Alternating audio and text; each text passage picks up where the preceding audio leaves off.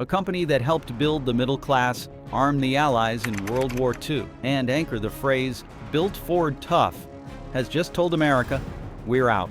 In the middle of economic chaos, with jobs fragile and tensions high, Ford picked this moment to ship electric vehicle production overseas. But why would Ford torch its own legacy?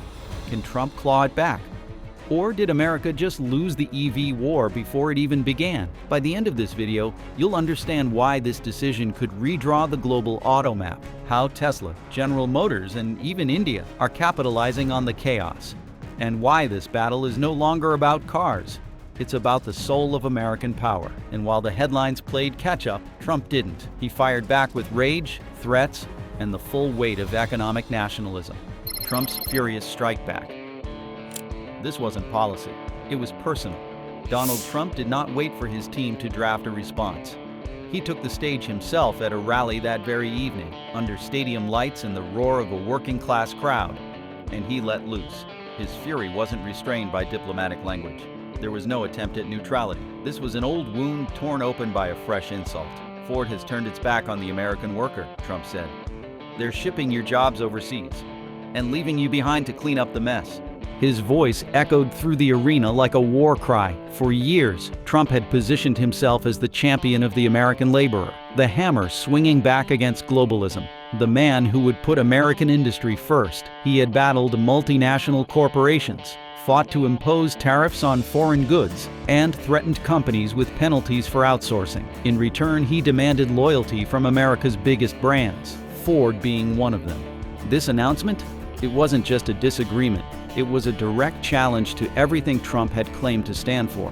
So he escalated. With every sentence, Trump sharpened the divide. It was America first versus corporate greed. They're not just outsourcing cars. They're outsourcing your future, he roared. We built Ford. We gave them everything. And this is how they repay us. The crowd erupted. Supporters booed Ford's name as though it were a foreign enemy. Signs were raised. Keep jobs here. Ford betrayed us. America first or America last. The energy in the air was raw, volatile, and perfectly aligned with Trump's message. His threats were not vague.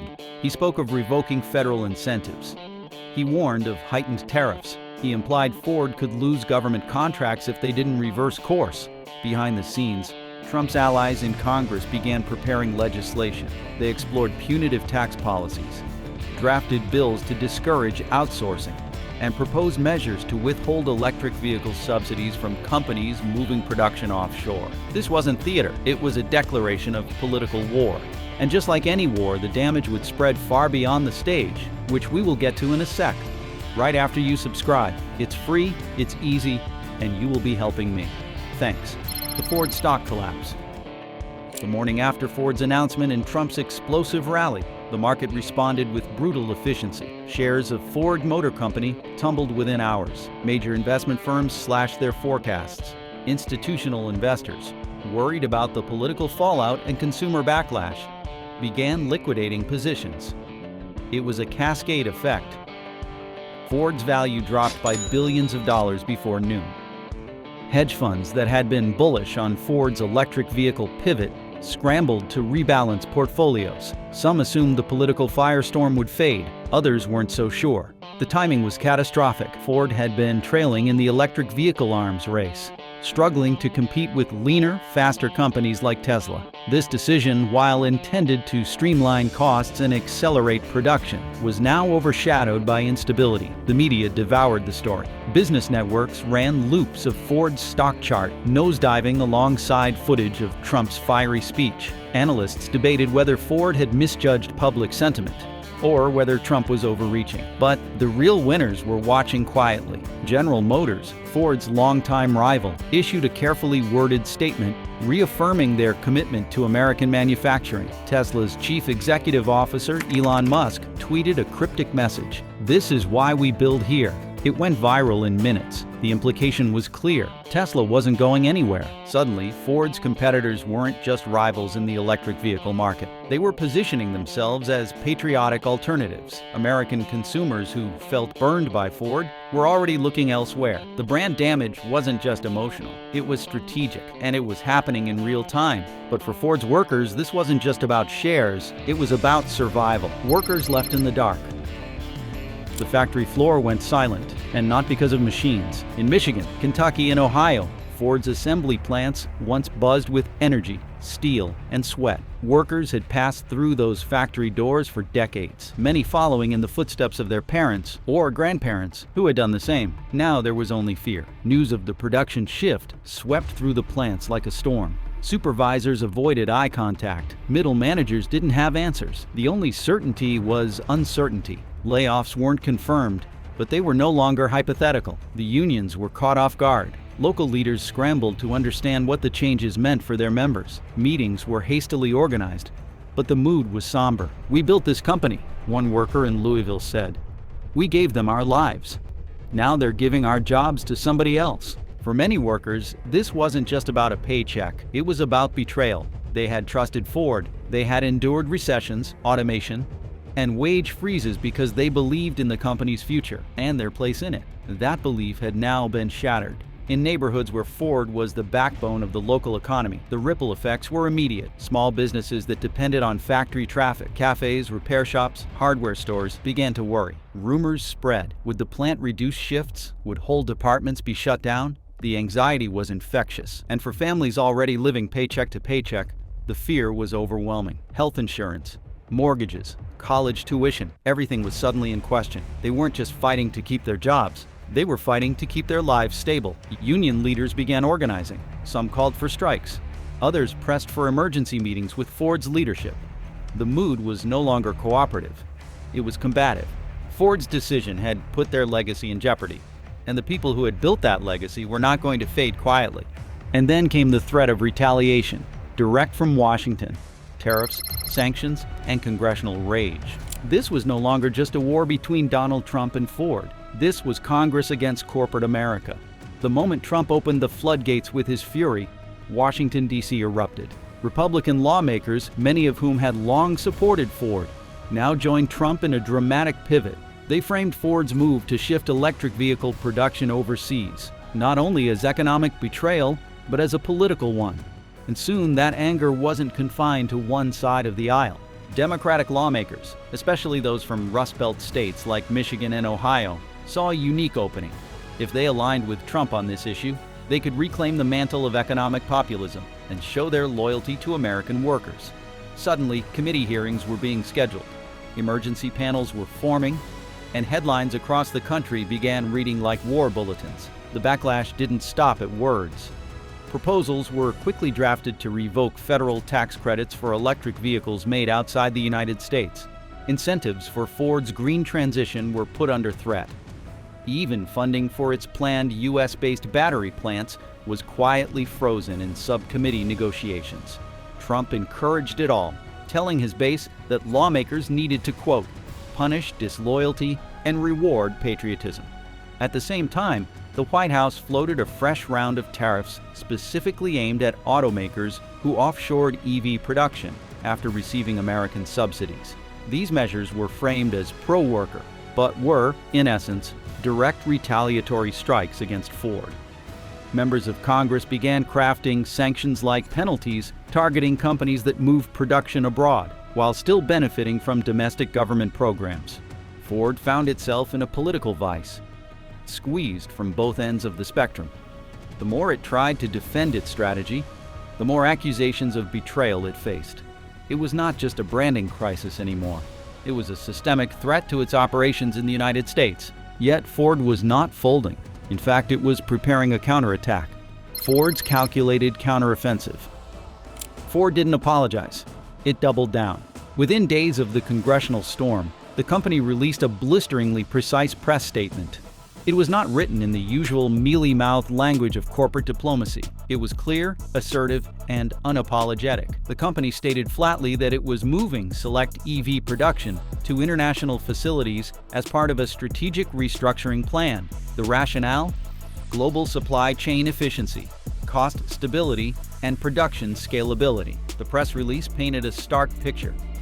Building EVs in the United States was no longer viable under current cost structures, especially when raw materials like lithium and cobalt had become increasingly scarce and expensive due to Trump-era tariffs.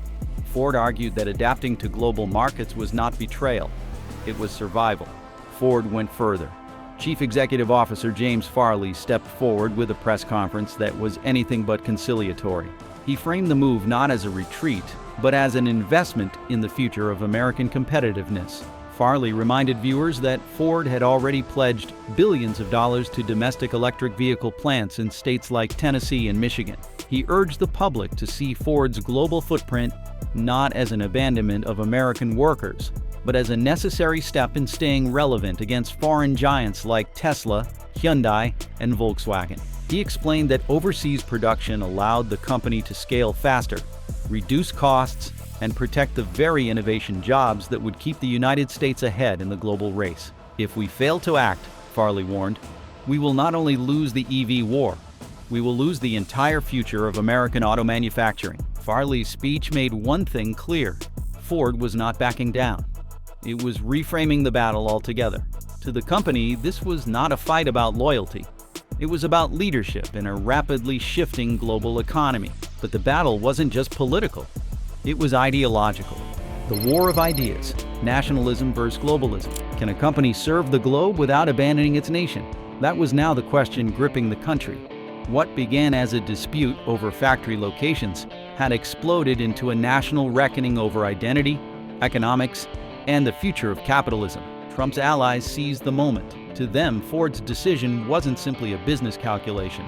It was a moral failure. They argued that American companies owed a debt to the workers and taxpayers who had built them. Economic nationalism wasn't just a campaign slogan. It was a call for loyalty. Trump himself reiterated this message at every rally, claiming that companies that take from America but give to the world don't deserve America's support. On the other side, Ford and its supporters embraced a different ethos, one built around adaptation, innovation, and market survival. In their eyes, globalism was not a betrayal, but a fact of life. They argued that in a world where China, Germany, and South Korea were rapidly expanding their EV sectors, Ford had no choice but to think globally. Standing still meant death. Economists weighed in. Some warned that punishing Ford could have a chilling effect on American industry, deterring innovation and investment. Others argued that it was time for a reckoning, that unchecked corporate globalization had hollowed out the American middle class and undermined national security. Cable news turned it into a daily slugfest. One network showed clips of shuttered factories and laid-off workers. Another showed gleaming battery plants and innovation labs. Both sides claimed the mantle of patriotism. Both claimed to represent the future. But while America debated, China made its move. The China flank. A silent takeover begins. Ford left a vacuum. China moved in. Barely a week after Ford's announcement, Chinese automakers made their own headlines.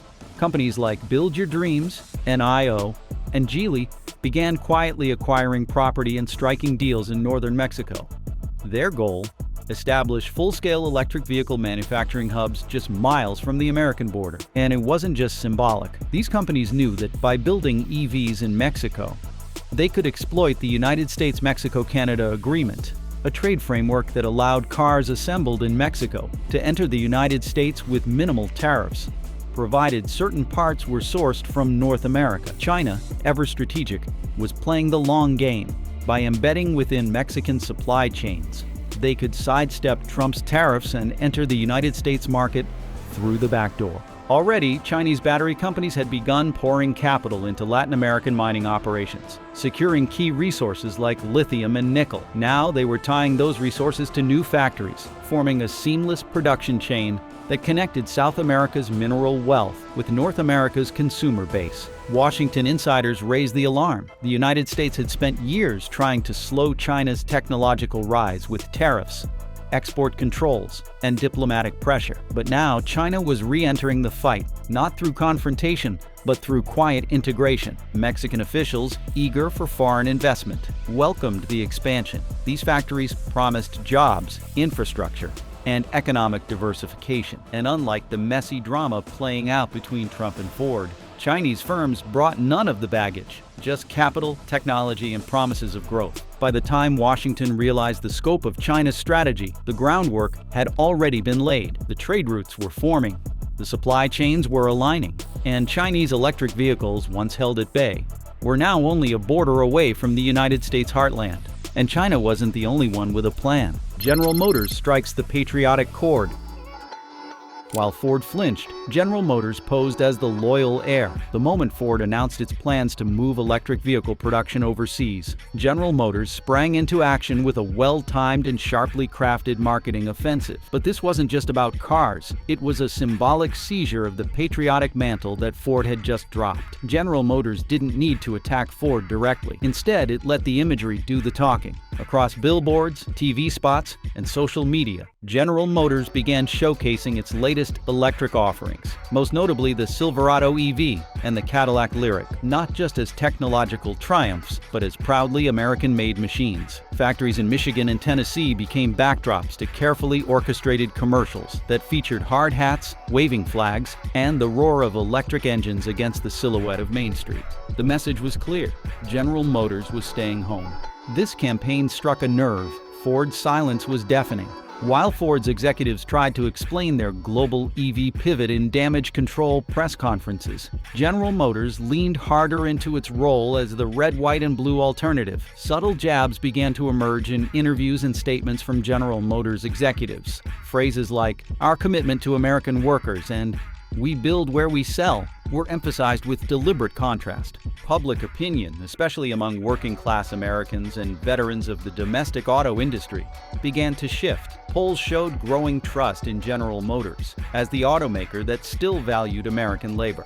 Dealerships across the Midwest reported a noticeable uptick in customer interest for General Motors EVs, with many citing concerns about Ford's direction. It was not a mass exodus from Ford, but it was a symbolic turning point. Wall Street noticed too. Analysts began identifying General Motors as the patriotic play for investors, seeking exposure to the electric vehicle market without the geopolitical baggage Ford had walked into. While Ford scrambled to contain its narrative, General Motors positioned itself as the one automaker standing tall under the American flag. But General Motors wasn't the only rival circling the battlefield. Tesla's opportunistic blitz.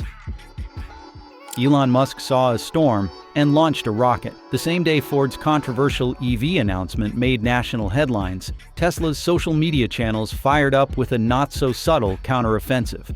A tweet from Elon Musk simply read, "This is why we build in America." No hashtags, no company logos. Just a thunderbolt of nationalism at exactly the right moment. The timing was no accident. Tesla had always marketed itself as innovative, clean, and futuristic. But now it was pivoting hard into patriotic territory. Behind the scenes, Musk's marketing team unleashed a series of online campaigns spotlighting Tesla's US-based factories, particularly the Gigafactory in Texas and the plant in Fremont, California.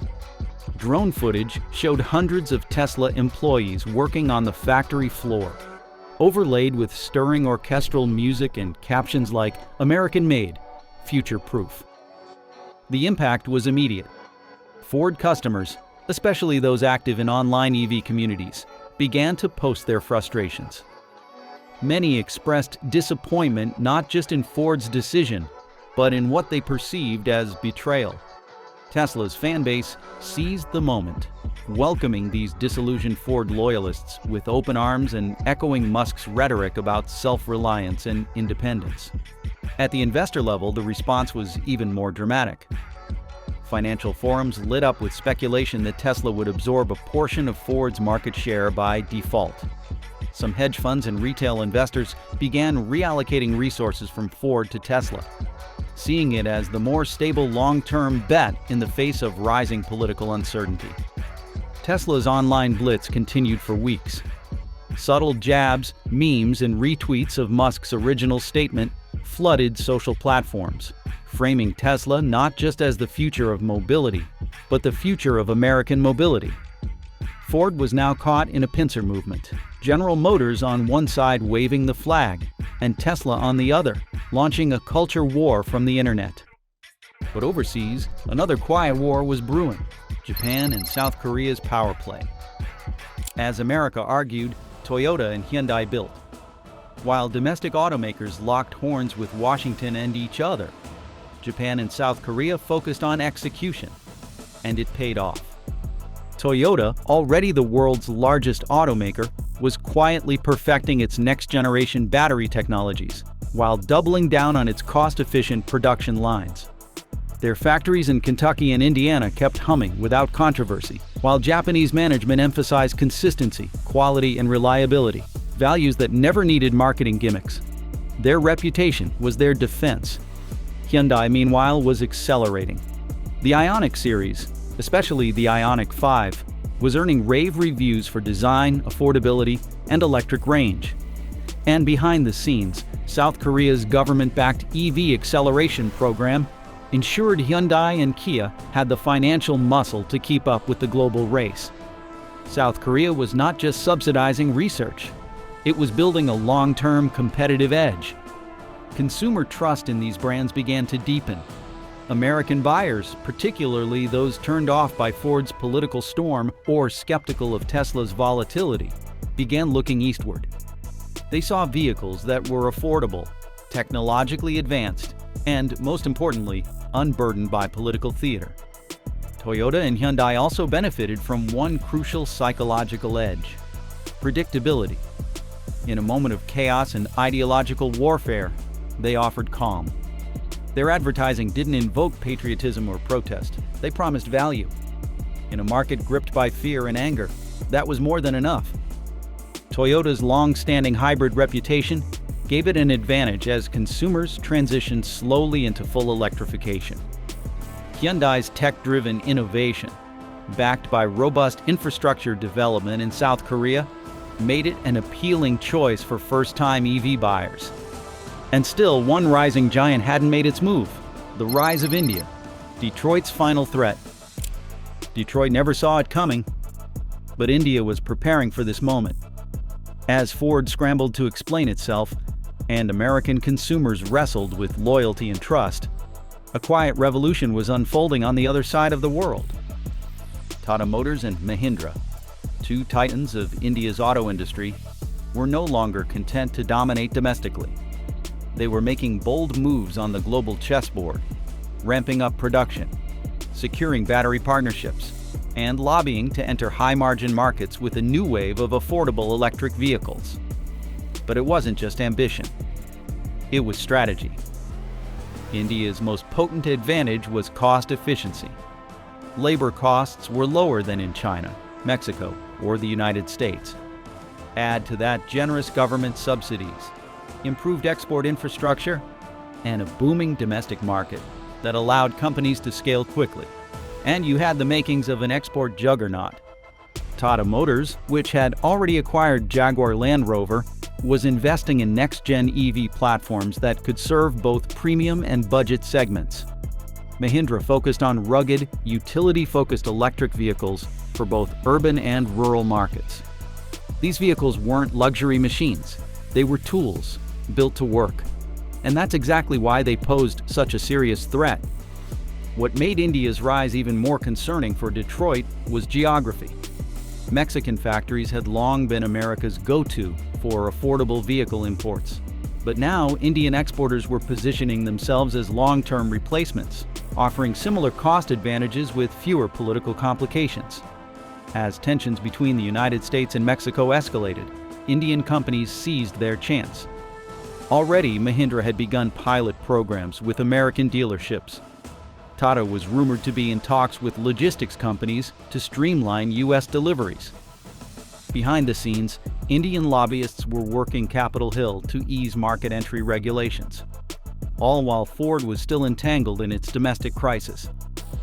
And unlike their Chinese counterparts, Indian automakers were not weighed down by tariffs or national security concerns. Their approach was quiet, businesslike, and surgical, and it was working. The numbers didn't lie. While Ford's stock faltered and its loyalty base fractured, Indian manufacturing orders surged. Industry analysts began warning that if American automakers didn't adjust their cost structures soon, they would lose not just factories, but entire segments of the market to the Indian wave. But back in America, the real storm was ideological, and Trump was just getting started. American identity in crisis. What does "Made in America" mean when the machines are silent? For decades, the sound of stamping presses and assembly lines echoed across America as a symbol of power, pride, and purpose.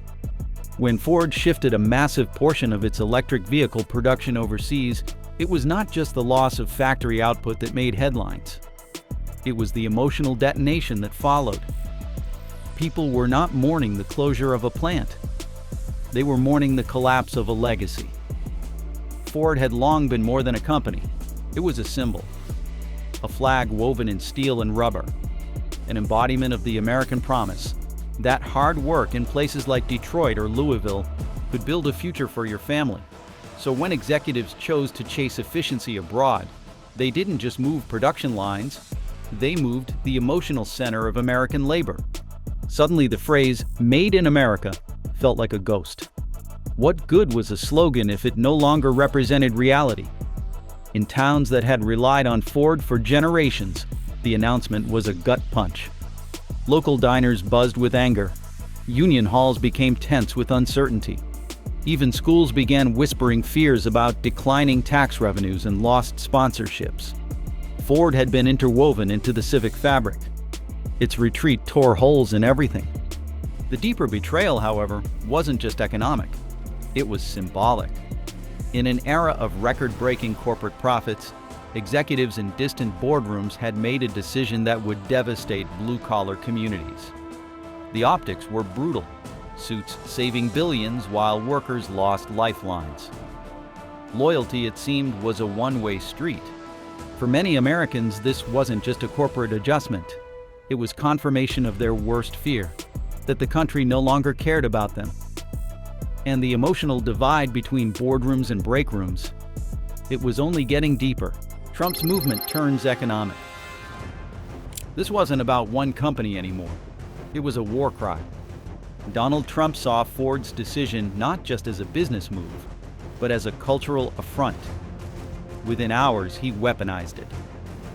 In speeches, rallies, and posts across social media, he declared Ford the new poster child of corporate betrayal. The message was clear. This wasn't just Ford abandoning America. This was a war against the American worker. And it worked.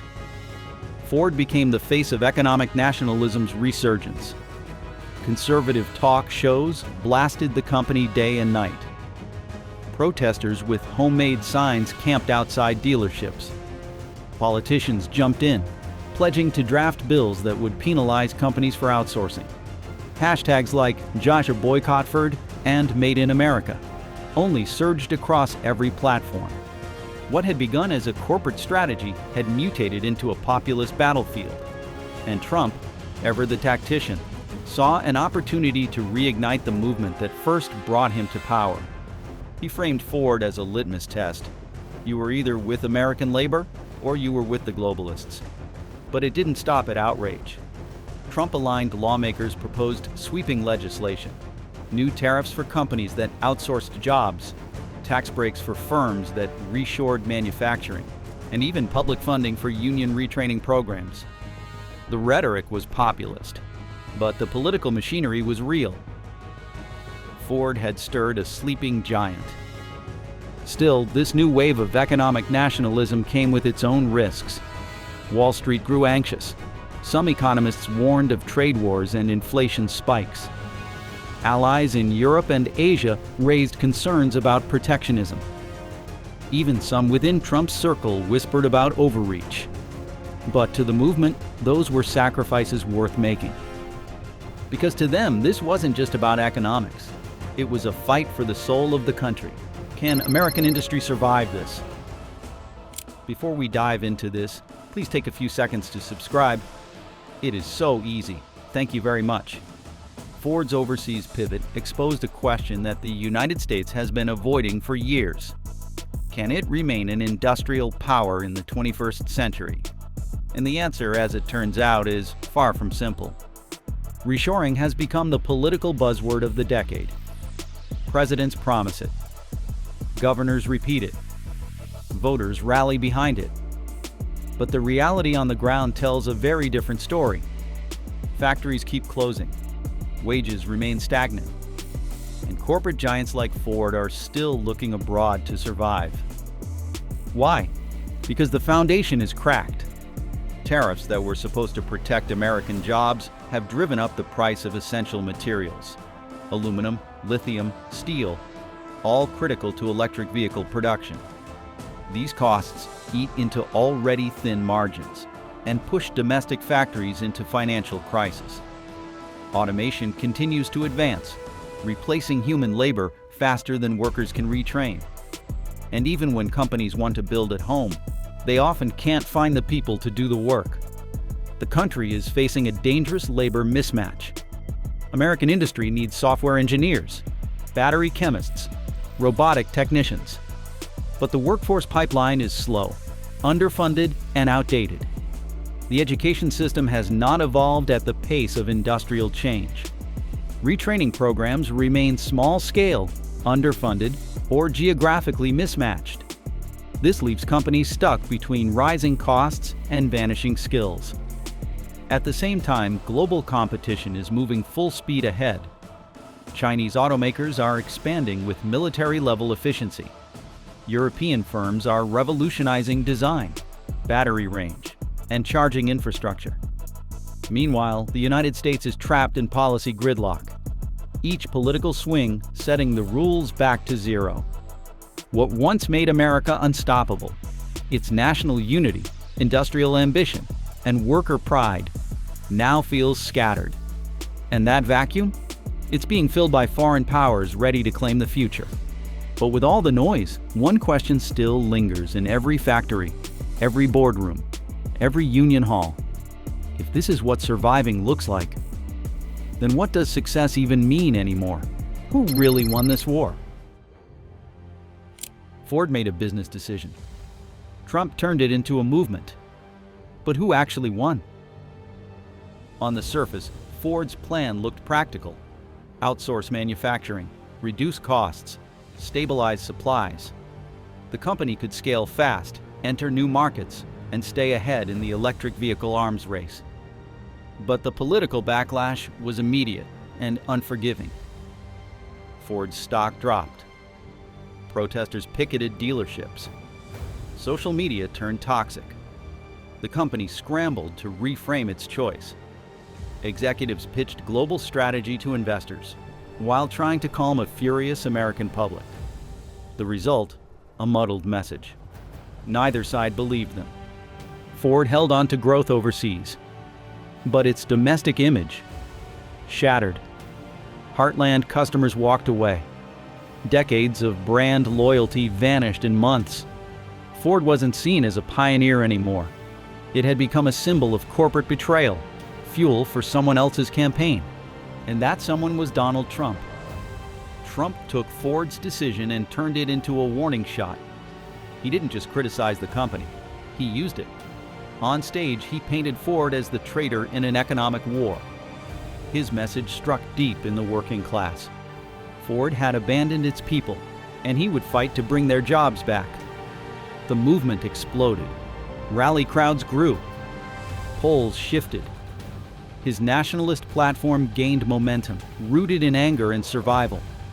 Ford's announcement became political fuel, proof that globalism was hollowing out the nation. Trump rewrote Ford's story in real time, transforming a century-old company into the villain of his economic revolution. And in that fight, the workers were forgotten. Jobs vanished. Retraining lagged behind layoffs. In towns across the Midwest, people packed up toolkits and lined up at unemployment centers. The Ford logo that once meant pride and purpose now triggered anxiety.